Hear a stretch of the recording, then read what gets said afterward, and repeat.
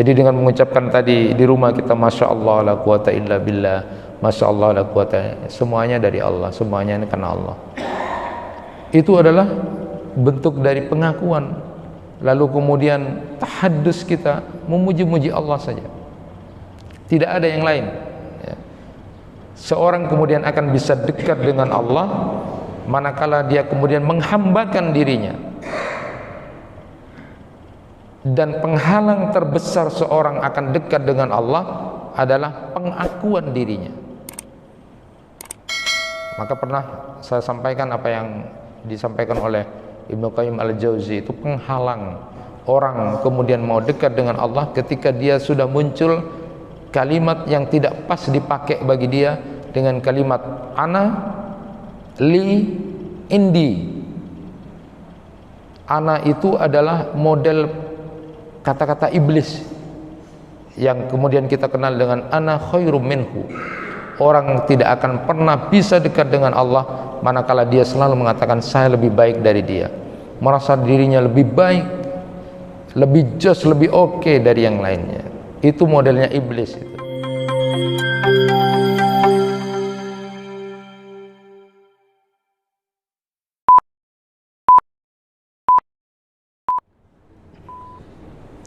Assalamualaikum warahmatullahi wabarakatuh.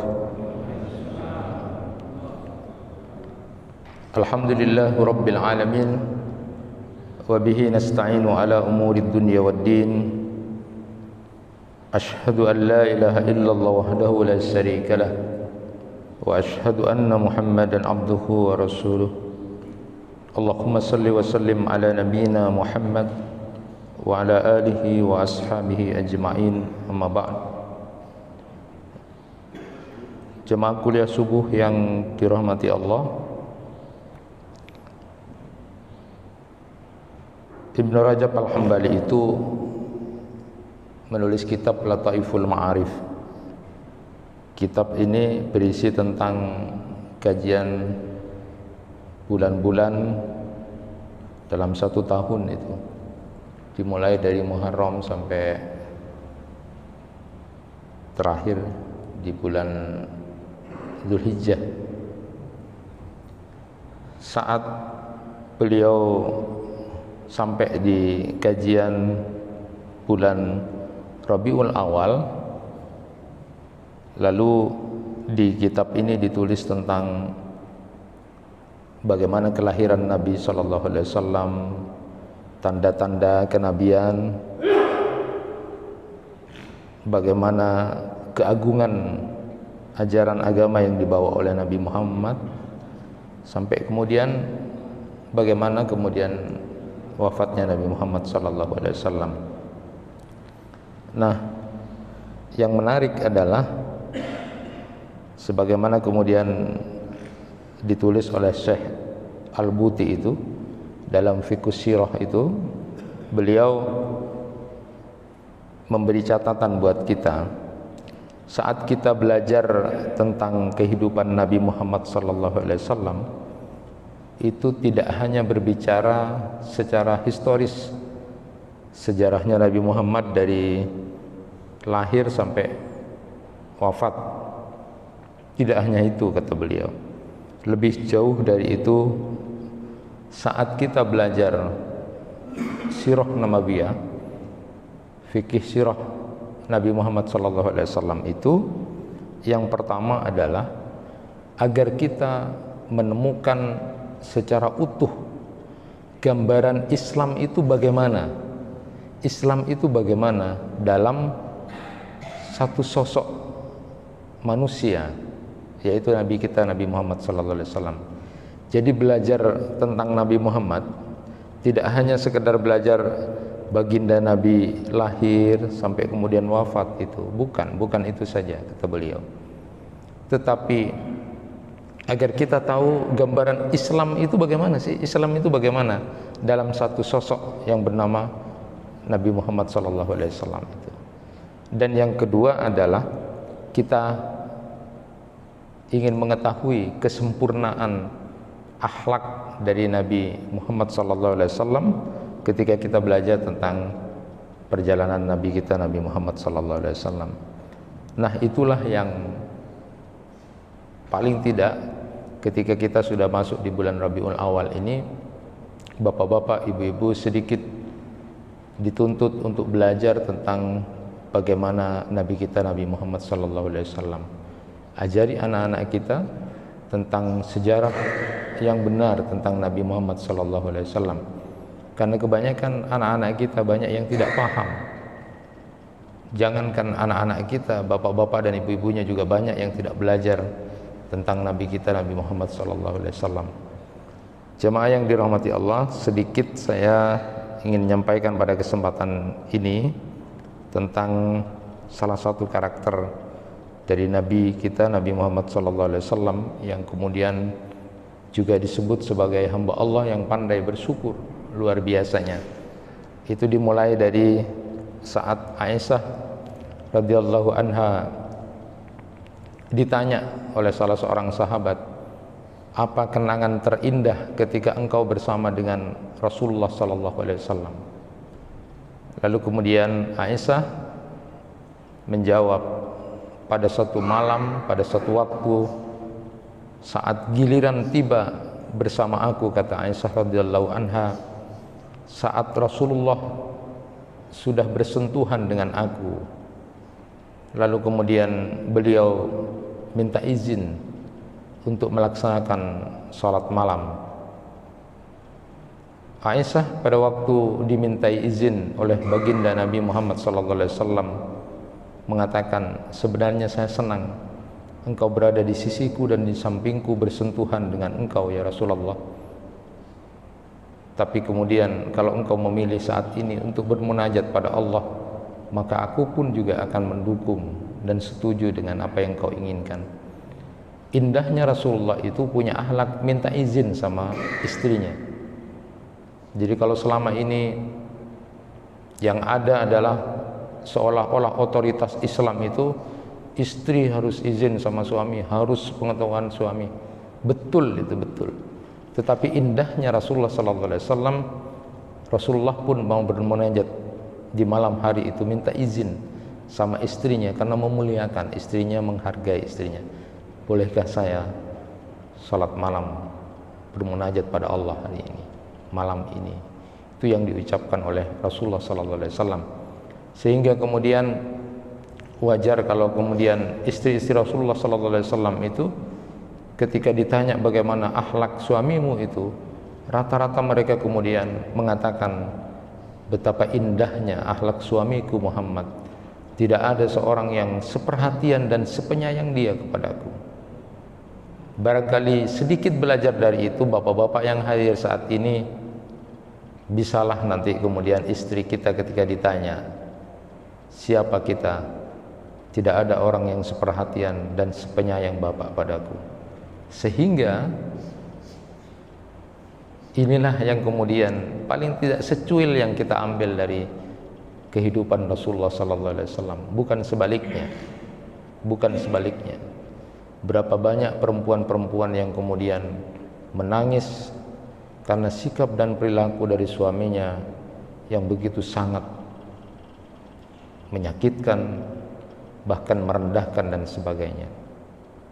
Nah, saat Rasulullah SAW mau bermunajat pada Allah itu, sedikit Aisyah bertanya kepada Rasulullah SAW, ya Rasulullah, kenapa engkau harus salat malam, berlelah-lelah, bercapek-capek? Bukankah Allah sudah mengampuni dosamu yang lalu, bahkan yang akan datang? Sudah tidak akan mungkin kemudian ada dosa. Rasulullah sudah dijaga oleh Allah. Kenapa engkau bercapek-capek untuk salat? Lalu apa jawab Rasulullah SAW? Afala akuna abdan syakura. Apakah aku tidak boleh menjadi hamba Allah yang bersyukur? Apakah aku tidak boleh menjadi seorang hamba Allah yang bersyukur? Nah, inilah yang pada saat ini kita ambil sedikit tentang karakter Rasulullah SAW yang tergolong hamba Allah yang kemudian pandai bersyukur kepada Allah Subhanahu wa Ta'ala. Termasukkah kita termasuk hamba-hamba Allah yang bersyukur sebagaimana kemudian Nabi Muhammad SAW dalam hidupnya beliau kemudian sudah dijamin bahwa dosa dan kesalahan akan diampuni oleh Allah, dan itu pun dijaga oleh Allah. Bagaimana dengan kita yang dosa dan kesalahan sering kita lakukan, tetapi kemudian kita hampir banyak tidak tergolong orang-orang yang bersyukur kepada Allah Subhanahu wa taala. Kalau kemudian banyak orang mengatakan saya sudah bersyukur pada Allah, tapi itu cuma perasaan saja, cuma angan-angan atau bahkan mungkin asumsi, persepsi pribadinya bahwa dia bersyukur. Allah Subhanahu wa taala menyebutkan itu di dalam Quran surat Saba ayat 13 itu, wa qalilum min ibadiyas syakur. Faktanya adalah sangat sedikit di antara hamba-hambaku yang bersyukur. Jamaah yang dirahmati Allah, kalau pernah saya sampaikan ada dua ayat yang awalnya sama lalu kemudian di ujungnya berbeda.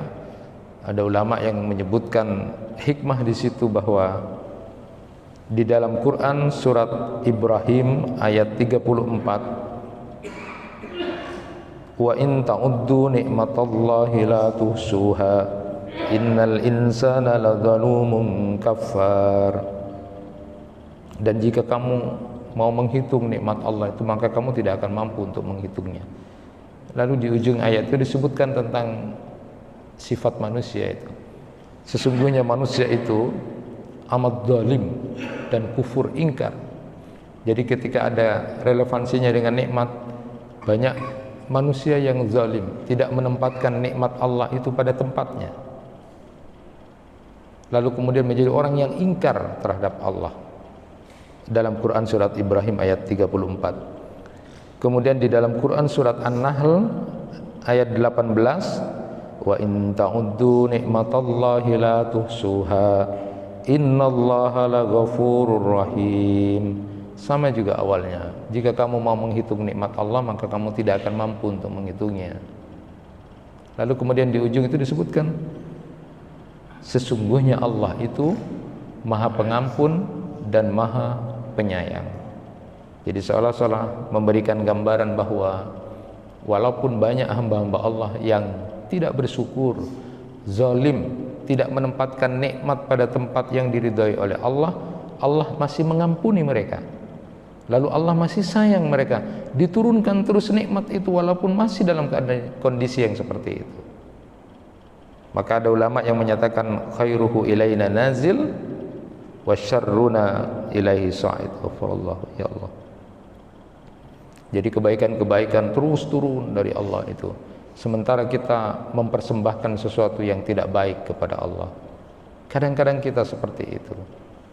Jamaah yang dirahmati Allah, maka tentu kita ingin sedikit ngecek apakah betul bagaimana orang bersyukur itu, ya.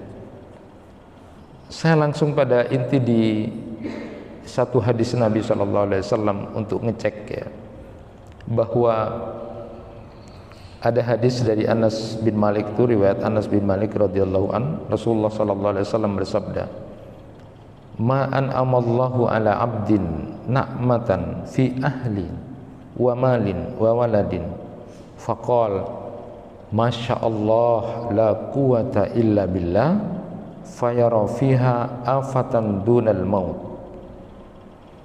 Rasulullah sallallahu alaihi wasallam bersabda, apabila Allah memberikan nikmat kepada seorang hamba yang berhubungan dengan keluarganya, hartanya, anak-anaknya, lantas dia kemudian mengucapkan Masya Allah la quwata illa billah, maka dia tidak akan melihat bencana atau efek buruk dari nikmat yang diberikan Allah kepada dia kecuali kematian. Jadi tidak akan ada efek buruk dari nikmat-nikmat Allah yang diberikan pada kita setiap kita kemudian mendapatkan nikmat dari Allah di keluarga kita, di anak-anak kita, harta kita yang berkaitan dengan kepemilikan kita di rumah, dan apapun yang nikmat yang ada di rumah itu, lalu mengatakan Masya Allah la quwata illa billah, Allah kemudian akan selamatkan dari efek buruk dari nikmat yang ada pada diri kita itu. Ini rupa-rupanya kadang-kadang kita tidak seperti ini. Jadi kalimat Masya Allah la quwata illa billah itu harus sering kita ucapkan. Jadi masuk rumah kita alhamdulillah bagus, ketimbang yang lain masih ada Masya Allah la quwata illa billah. Ini semua karena kehendak Allah. Tidak ada kekuatan kecuali dari Allah. Masuk kemudian ketemu dengan apa yang kita miliki, sepeda motor kita, anak-anak kita, semuanya Masya Allah la quwata illa billah. Allah akan jamin tidak akan ada bencana, efek buruk dari nikmat yang kemudian diberikan Allah kepada kita. Jemaah yang dirahmati Allah, mari kita perhatikan sedikit apa yang disampaikan oleh Ibnu Qayyim al-Jauzi itu saat menjelaskan tentang nikmat Allah itu. Ni'am min Allah Ta'ala tataradif alaih faqaiduha asyukru wa huwa mabniun ala salasati arkanin al-i'tiraf biha batinan wa tahaddus biha zahiran wa tasrifuha fi maradati muhtiha fa idza fa'ala dhalika faqad syakaraha ma'a taksiri fi sukriha. Kata beliau, nikmat-nikmat itu semuanya dari Allah Subhanahu wa taala, dan untuk mengikat nikmat itu maka jadilah orang yang bersyukur. Dan syukur itu ada 3 rukunnya, ada 3 pondasi yang secara simultan harus kita lakukan. Jadi kalau Allah Subhanahu wa taala sudah menyebutkan wa qalilum min ibadiyas syakur, hanya sedikit hambaku yang bersyukur itu, kita ingin cek bahwa rukun syukur itu paling tidak 3 disebutkan itu.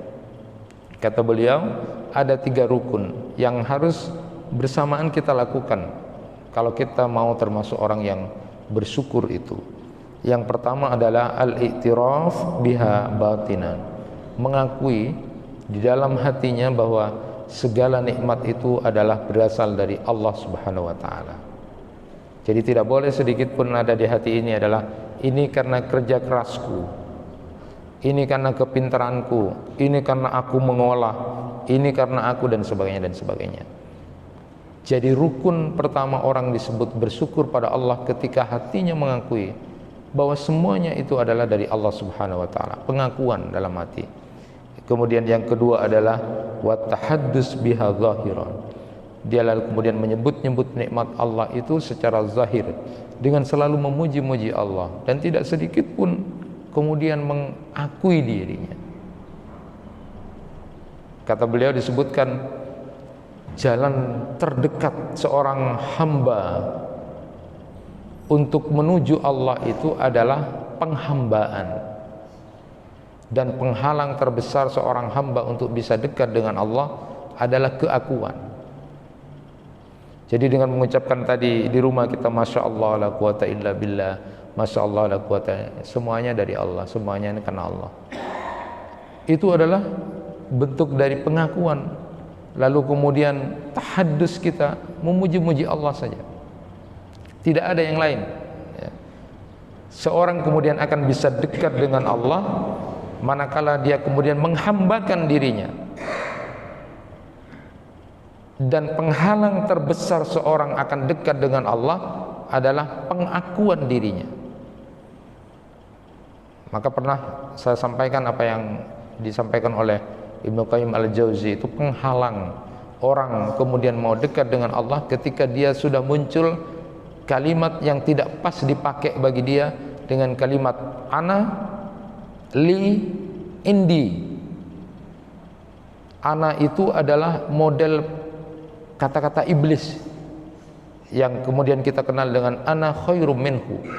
Orang tidak akan pernah bisa dekat dengan Allah manakala dia selalu mengatakan saya lebih baik dari dia, merasa dirinya lebih baik, lebih jos, lebih oke dari yang lainnya. Itu modelnya iblis itu. Engkau asene orang engkau ke, apa kusan engkau ke, itu sudah pengakuan itu. Kemudian dengan li, modelnya Fir'aun itu. Karena dia punya jabatan, kekuasaan, akhirnya dia merasa pongah. Saya selalu berulang-ulang menyampaikan, mengingatkan itu buat diri kita dan semuanya. Saat orang-orang diberi jabatan dan kekuasaan yang awalnya dia biasa-biasa saja, lalu kemudian dia berubah menjadi orang yang seolah-olah sok dan sombong. Namun manakala dia sudah tidak punya kekuasaan, baru lagi nanti kembali. Itu kadang-kadang hal itu yang menipu. Maka nanti di akhirat banyak orang-orang yang menyesal dengan jabatan dan kekuasaan yang dia miliki.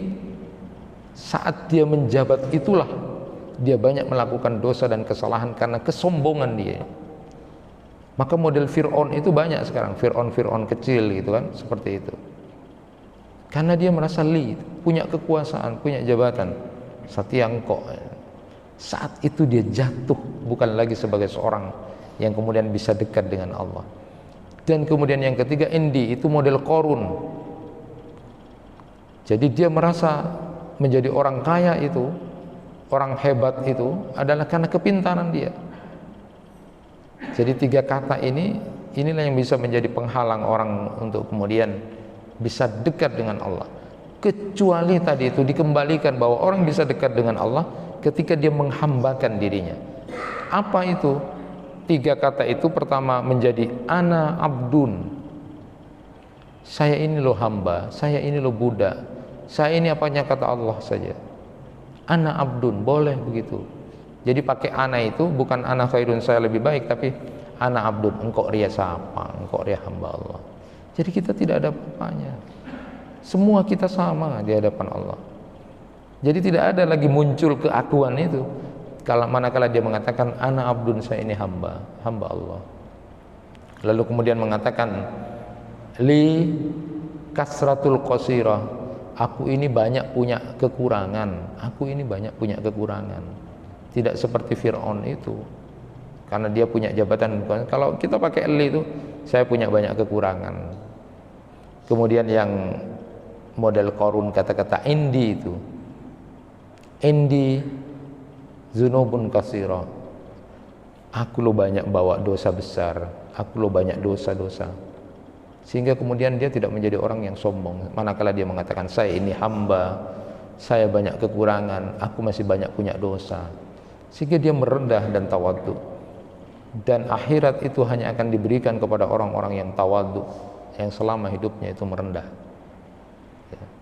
Jamaah yang dirahmati Allah, jadi syukur yang pertama itu rukunnya adalah mengakui bahwa nikmat itu dari Allah. Kemudian yang kedua adalah memperbincangkan, selalu menyebut-nyebut nikmat itu semua dari Allah, bukan karena apa-apa.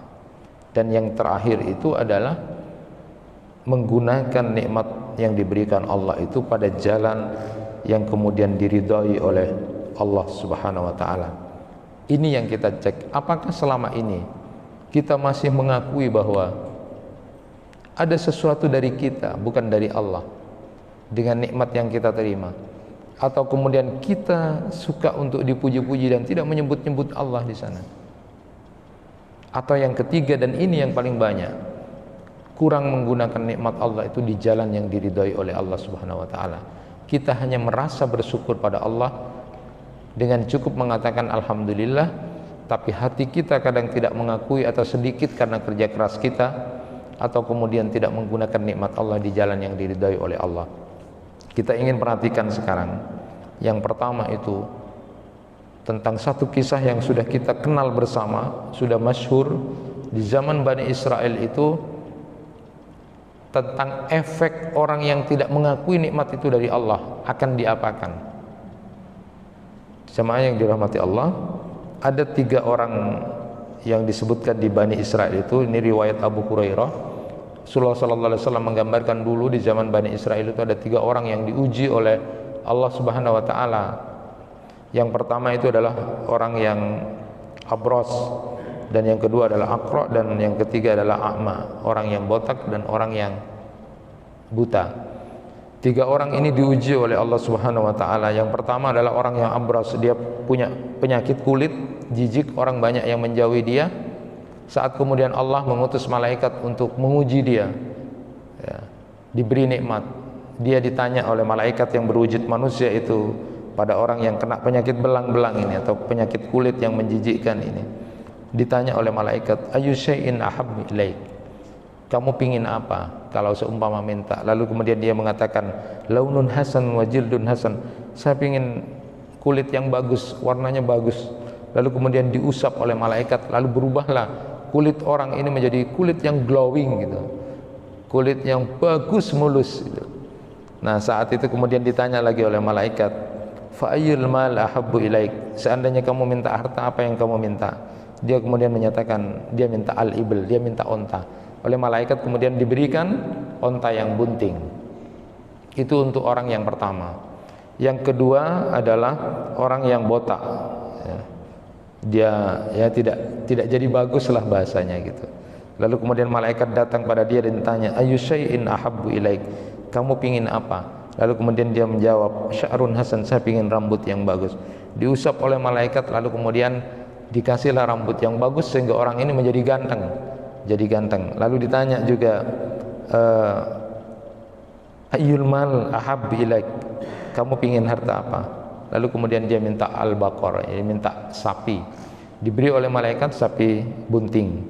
Dan yang ketiga, malaikat datang kepada orang yang buta, sama juga ditanya, ayu syai'in ahabbu ilaik, minta apa? Lalu kemudian dia minta penglihatan. Diusap oleh malaikat, akhirnya dia bisa melihat. Ketika ditanya, fa ayyul mal ahabbu ilaik, kamu pingin harta apa? Dia minta syat, dia minta ghanam, dia minta kambing. Diberikan oleh malaikat kambing yang bunting. Singkat cerita, 1 tahun berikutnya malaikat datang lagi kepada 3 orang yang diuji di Bani Israel itu. Yang pertama datang kepada orang yang pernah kena penyakit belang-belang atau penyakit kulit atau abros itu.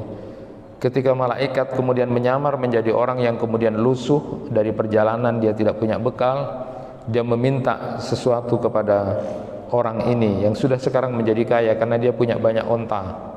Karena waktu beberapa tahun yang lalu kemudian ditinggal dengan onta yang bunting itu. Dia mengatakan, qad in qata'at bi al-hibar fi safari fala balagli al-yaum illa billah summa bika. Saya kehabisan bekal dalam perjalanan ini. Sekarang harapan saya hanya bisa memohon kepada Allah, kemudian kepada engkau.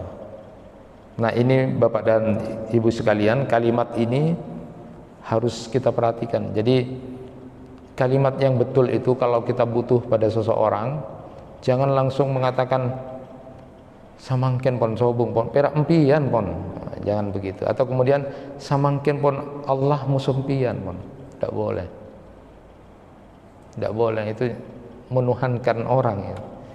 Jadi kalimat yang betul kalau kita memang pasrah apa, sekarang harapan saya cuma kepada Allah, kemudian jenengan. Jadi kemudian jenengan, jangan sekarang harapan saya cuma sama Allah dan sampean, jangan. Jadi tidak boleh dengan kalimat dan. Tapi yang diajari di sini adalah harapan saya sekarang hanya kepada Allah, kemudian Bapak, bahasanya gitu. Kalau kita minta tolong, jangan kemudian sekarang harapan saya hanya kepada Allah dan Bapak, jangan. Yang betul itu adalah harapan saya sekarang hanyalah pada Allah, kemudian sampean, artinya yang menjadi perantara nanti.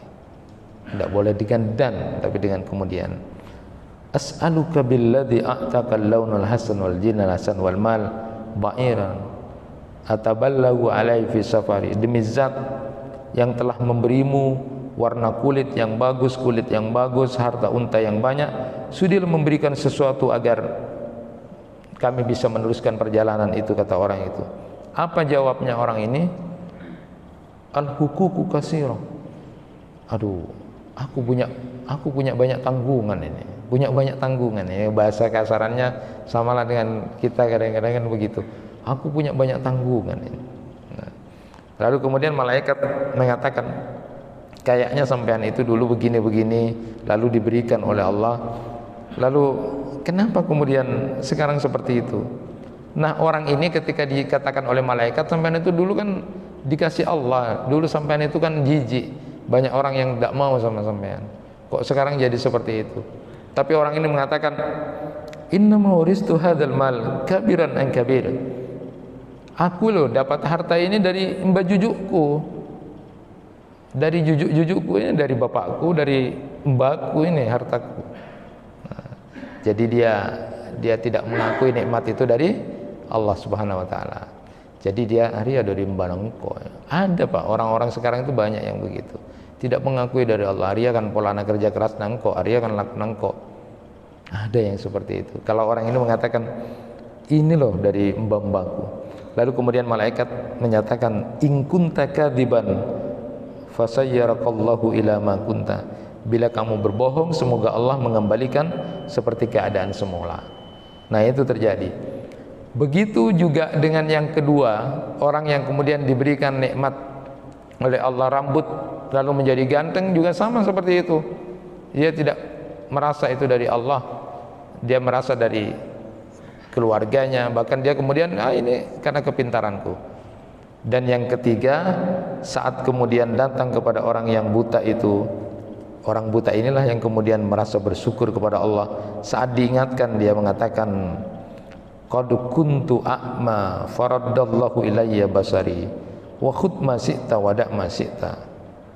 Orang ini langsung jujur mengatakan, dulu aku buta tapi diberikan Allah nikmat bisa melihat. Sekarang kamu mau ngambil apa silakan yang kamu suka, dan yang kamu tidak suka tidak usah. Jadi cukup kamu dalam perjalanan ini butuh apa, ambil silakan ambil yang kamu mau. Itu orang yang buta ini. Lalu kemudian malaikat memuji orang ini. Yang ketiga mengatakan amsik malak fa innama ibtulitum faqad rudiya anka wa suhita ala sahibaik.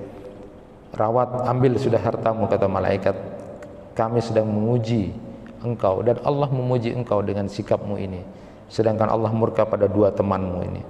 Jadi menjadi renungan buat kita Bapak dan Ibu sekalian, bahwa nikmat yang diberikan Allah kepada kita ini harus kita syukuri, akui bahwa itu dari Allah.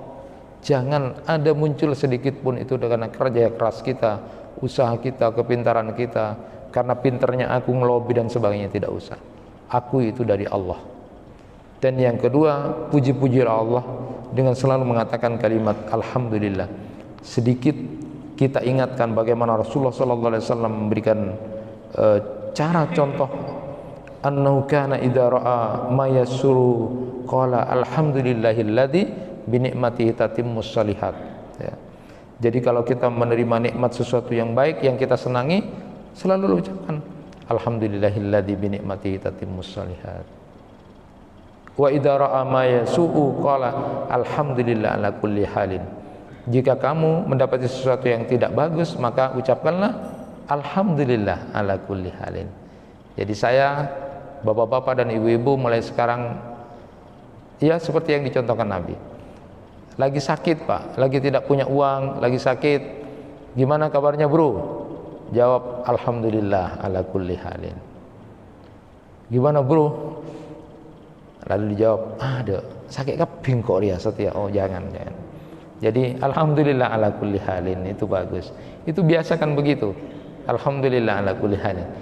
Tandik pisi Pak, tandik pisi itu bahaya itu. Gimana bro kabarnya? Palang setia. Ada dompet, tidak usah begitu. Alhamdulillah ala kulli halin. Jadi biasakan begitu ya, biasakan begitu. Nah, kemudian di hadis itu ada yang menarik itu. Nanti Allah akan menyediakan rumah khusus orang yang alhammadun, orang yang selama di dunia itu pekerjaannya, tahadusnya itu alhamdulillah. Jadi nanti di surga itu ada perumahan khusus. Perumahan itu artinya kalau di surga, istana di surga yang akan diberikan oleh Allah kepada hamba-hambanya yang selama di dunia dia suka apapun keadaannya selalu mengatakan alhamdulillah. Apa pun alhamdulillah. Jadi kondisi apapun dia selalu memuji Allah. Nah, ini orang hebat ini. Ada yang begini memang. Nah, memang sudah ada istananya. Baitul Hamdi. Allah akan menyediakan rumah di surga bagi orang-orang yang selama di dunia dia alhamdulillah, suka memuji-muji Allah dalam kondisi apapun. Ini hebatnya. Jadi orang yang berpikir akhirat itu ketika dia begitu ya alhamdulillah saja, alhamdulillah. Alhamdulillah gitu. Kondisi jelek, jangankan dalam kondisi baik, kondisi yang tidak baik dirinya pun dia selalu mengucapkan alhamdulillah. Nah, orang-orang yang seperti ini, yang jarang-jarang seperti ini, sudah disediakan istana di surga yang namanya Baitul Hamdi, khusus orang-orang yang diuji Allah, sesuatu yang tidak baik, sesuatu yang kurang, dia masih tetap memuji Allah. Dan yang terakhir itu adalah orang yang kemudian menggunakan nikmat Allah itu di jalan yang diridhai oleh Allah Subhanahu wa taala. Terakhir saya ingin memberikan gambaran, inilah nikmat-nikmat Allah yang diberikan digunakan dengan jalan yang benar. Ada satu hadis yang menarik juga disampaikan oleh Rasulullah sallallahu alaihi wasallam tentang seorang hamba yang pernah dipuji oleh Allah Subhanahu wa taala. Seorang hamba itu, ada seorang hamba lewat di sebuah perjalanan, lalu didengar dari langit mendung itu. Di musim panas itu ada mendung sedikit. Hei mendung, kamu datang ke Fulan bin Fulan, datang ke Fulan bin Fulan. Orang ini mendengar suara dari langit itu. Siapa roh? Disebut namanya Fulan bin Fulan. Mendung, datang ke sana gitu. Lalu kemudian orang ini penasaran, siapa Fulan bin Fulan ini? Hanya dia datangi orang yang disebut itu, dia tanya-tanya pada orang, siapa namanya Fulan bin Fulan itu? Sampai kemudian, karena dia mendengar suara dari langit, sampailah di situ, di tempat yang dituju itu. Lalu kemudian orang ini kemudian temu, Bapak Fulan bin Fulan? Iya, katanya. Iya. Kenapa? Dia cerita, saya mendengar dari suara langit bahwa mendung itu suruh dibawa ke sampean. Terus orang itu ditanya, apa amalan Bapak kok sampai seperti itu hebatnya di langit itu didengar. Sampai di sana, lalu kemudian orang itu bercerita, ya seperti ini, aku seorang petani, aku seorang yang ya biasa saja lah gitu. Cuma aku memang membagi rizkiku itu pada 3. Sepertiga untuk kami makan, untuk keluarga kami ini. Sepertiga untuk modal pengembangan, sepertiganya aku sedekahkan. Itu kata orang ini. Hebat. Ini contoh saja perilaku yang kemudian Allah puji seseorang dengan perilakunya menggunakan nikmat Allah itu. Kalau bahasa kita, kalau bahasa kasarannya, bapak-bapak dapat uang lah, misalnya 900.000 lah, misalnya kalau dibagi 3, 300 untuk dimakan, 300 untuk dikembangkan, dan 300 itu kemudian disedekahkan. Ini memang kayaknya sederhana, tapi butuh hati, butuh kemudian menggunakan nikmat Allah itu dengan benar dalam manajemen kita. Dan orang ini ternyata dipuji oleh Allah Subhanahu wa taala perilakunya.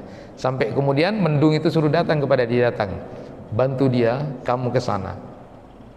Ini menggunakan nikmat Allah di jalan yang diridhai oleh Allah. Apakah selama ini harta yang kita miliki dan kita punyai itu seperti itu? Bagaimana manajemen kita? Kitalah yang nanti akan mempertanggungjawabkan di hadapan Allah, termasuk orang bersyukur atau tidak.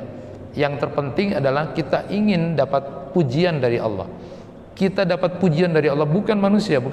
Kalau manusia itu tidak usah reken, mau muji, mau mencela itu, selama kita kemudian punya keyakinan berjalan di atas kebenaran, sudah tidak usah dibahas.